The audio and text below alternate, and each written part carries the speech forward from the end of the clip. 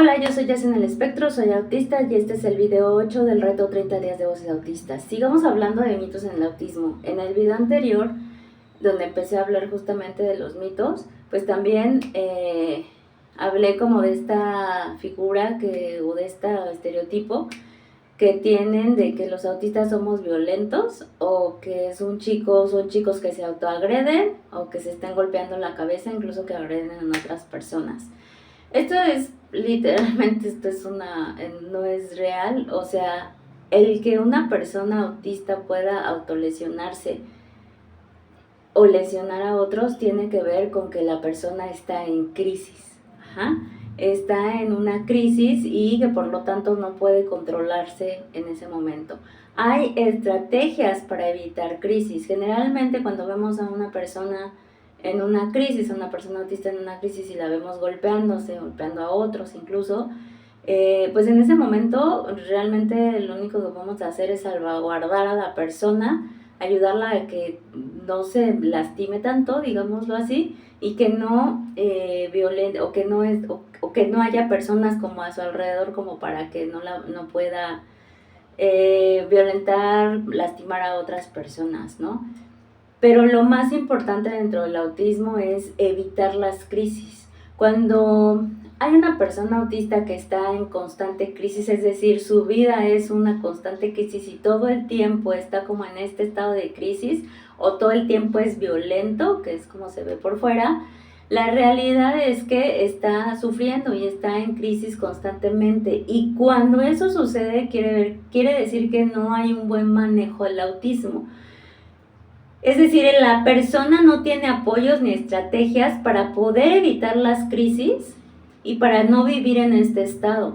Entonces, y muchas veces, si son niños obviamente, pues no tienen las estrategias, pero entonces nosotros como papás o las personas, incluso los profesionales, tendrían que darnos herramientas para poder evitar estas crisis. La cosa es que desde el modelo médico y la mayoría de los profesionales no nos dan estos apoyos y no nos dan estas herramientas. Y lo que sucede es que efectivamente el niño o la persona está en constante crisis y se normaliza que el autista se autoagreda o agreda a otros y sea una persona violenta, pero esto no es verdad. Esto tiene un origen y estas crisis pueden ser sensoriales. Puede haber dolor, dentro de mí puede haber un dolor de cabeza, puede haber dolor por alguna crisis sensorial, pero también puede ser una crisis por cambios, ¿no?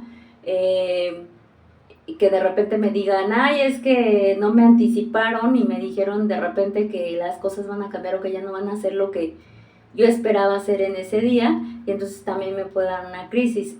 Para ambas hay estrategias específicas que se pueden hacer, también dependiendo del perfil sensorial de la persona, sabiendo qué es lo que le detona crisis sensoriales para poder evitarlas y evitar obviamente las crisis. Y del otro lado, en el caso de los cambios repentinos, también hay estrategias de anticipación para poder ayudar al autista a saber qué va a pasar, ¿no? Y en el caso de que le cambien la rutina o se cambie algo, también hay estrategias para podérselas cambiar de una manera pues más respetuosa y no así como que, ay, es que ya, ¿no?